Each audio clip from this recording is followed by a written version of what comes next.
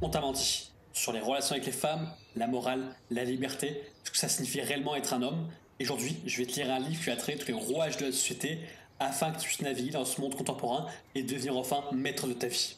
Tu penses que comme dans les films romantiques, les femmes sont capables d'aimer de manière inconditionnelle, de la même manière que nous on les aime? Malheureusement, ce n'est pas du tout comme ça dans la réalité, et je vais t'expliquer pourquoi. Chapitre 11. L'amour et ce qu'il signifie ou pas pour les hommes et pour les femmes. Si les hommes s'imaginent souvent que les femmes aiment de la même manière qu'eux, rien n'est plus faux. L'amour masculin est un mélange de désir, de possessivité, mais aussi de désintéressement et de capacité à l'oubli de soi et au sacrifice. L'amour féminin est une forme d'adoration, ce qui n'est pas du tout la même chose. Mais il faut vous rendre à l'évidence. Si par amour vous entendez le sentiment que vous, en tant qu'homme, ressentez à son égard, sachez qu'elle ne vous aimera jamais. Tout d'abord, il convient de comprendre qu'il n'y a aucun amour possible de la part d'une femme tant qu'elle n'est pas satisfaite sur une hypergamie naturelle. Par satisfaite, il ne faut pas comprendre satisfaite sur le plan financier et matériel. Une telle satisfaction est impossible, il faut considérer l'hypergamie comme satisfaite, au moins temporairement, quand la femme considère que les valeurs symboliques et psychologiques apportées par l'homme suffisent à lui faire se sentir en sécurité. Si l'hypergamie n'est pas satisfaite, la femme ne respecte pas l'homme. Un homme peut désirer, voire dans certains cas aimer, une femme pour laquelle, par ailleurs, il n'a peu ou pas de respect. L'inverse n'est pas vrai. Pas d'amour féminin sans respect.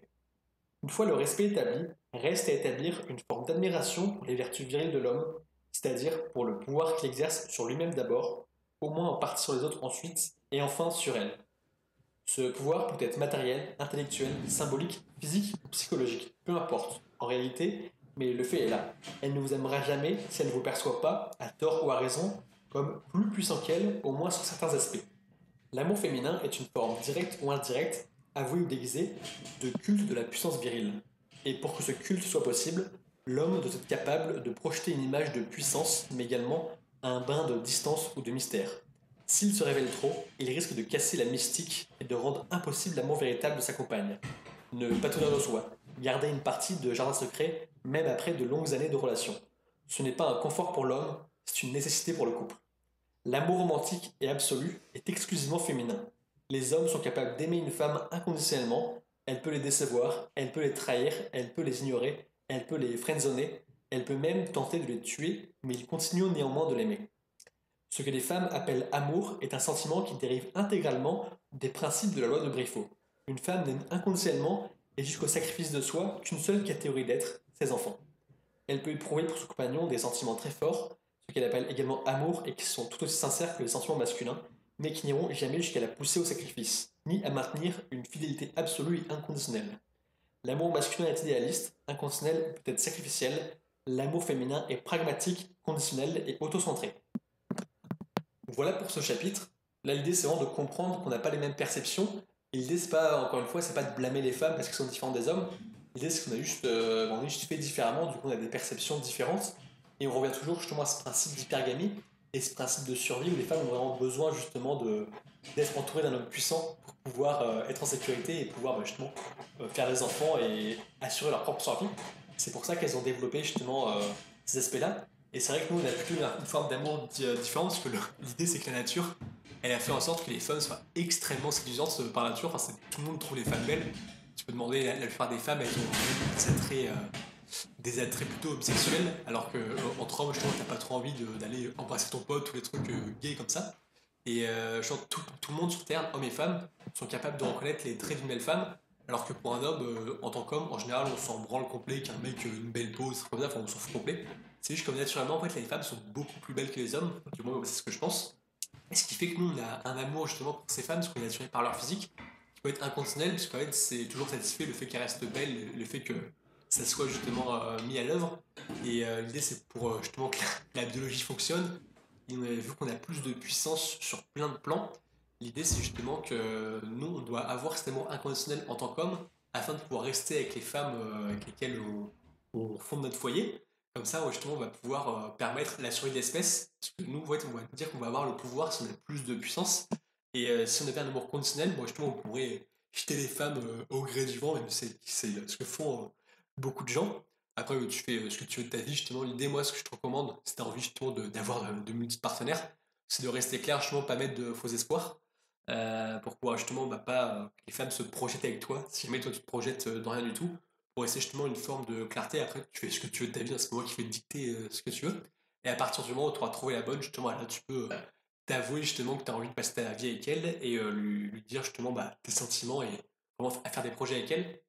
Parce que je peux déconseiller aussi un truc, je divague un peu, mais un truc que je trouve un peu dégueulasse, c'est les mecs qui se mettent en couple avec des nanas qui justement qui n'aiment pas inconditionnellement et juste pour pouvoir les baiser justement et profiter d'elles le temps d'eux. Et c'est un peu une forme, on va dire, peut-être d'hypergamie ou d'accès justement à des femmes, c'est-à-dire que tu as une femme le temps d'eux de progresser de ton côté et après tu pourras l'acheter justement une fois que tu t'en voudras une autre et que tu auras plus de pouvoir sur le marché sexuel. Et ça, je pense que c'est profondément dégueulasse, parce que ça peut frustrer des femmes, et c'est pas très viril en fait. On reviendra justement, le livre se conclut sur qu'est-ce que la virilité masculine. Et l'idée, c'est justement pour moi d'être clair dans tes valeurs, lorsque tu as des relations avec des femmes, tu mets des barrières et t'expliques qu'est-ce que tu attends de la relation, pour pas qu'ils fassent espoir. Forcément, elles pourront quand même se projeter, puisque c'est leur nature qui est faite comme ça. Mais l'idée, c'est pas toi d'activer des choses qui vont faire qu'elles se projettent trop avec toi. Donc voilà là-dessus, donc là, je ferme la parenthèse. Et sinon, par rapport à l'amour, justement, ce qui est important aussi dans ce chapitre, c'est qu'il parle de la notion de respect.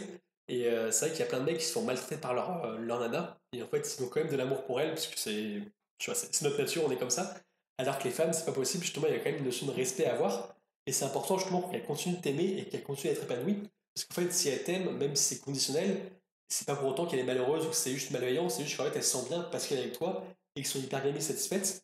Donc c'est pour ça que tu dois être en constante progression et toujours être la personne avec le plus haut justement sur le marché par rapport aux potentielles personnes auxquelles aurait accès ta compagne.